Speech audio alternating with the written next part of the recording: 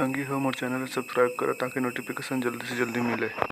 गोरीला घमंड है चेहरा के पटावो कैसे रे, खावा के अड़बड़ भाव एला मनावो कैसे रे, खावा के अड़बड़ भाव एला मनावो। भावा के मारे गोरी वो नैना के बान तय भावा के मारे जिया धड़े कथे रे माया छले कथे ना, जिया धड़े कथे रे माया छले। मोर पापा कहे थे कि बेटा कभी लड़कीबाजी के चक्कर में कभी मत पड़ना। वाह क्या बात बोलते तोर पापा है। लेकिन वो कभी ये नहीं जाना है कि मैं और एक नहीं सुना।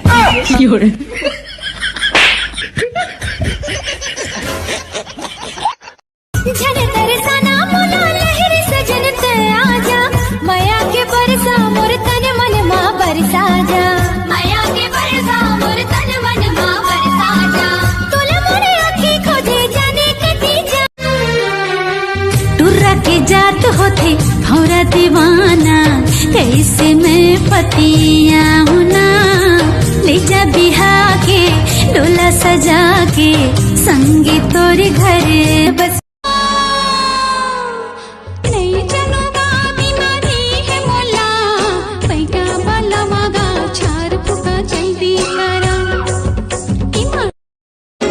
छिरे नैना तोरे अधूरा दरस के आस लगाए रे, जर पर जाए सोच के मन मोर कौन बैरी दिल माए रे, कौन बैरी उमर माताए तना गारी दी रे घर घर का कहना जाने लगा, आवन देना जमाने लगा, अपन माया के गरीबा मुला। चुपनी रे चुगनिया रे, चुपनी रे चुगनिया रे, क्या कर दे मुलाद। झूम झूम जार गोरी झूम झूम झूम जाए आँखी ले।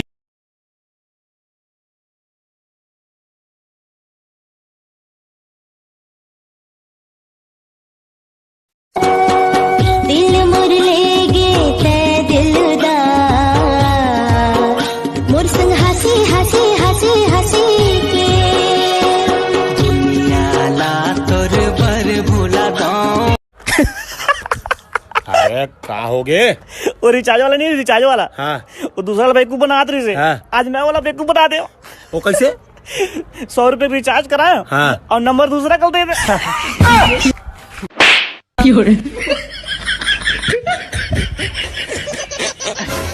जब ले देखे हो तो लाया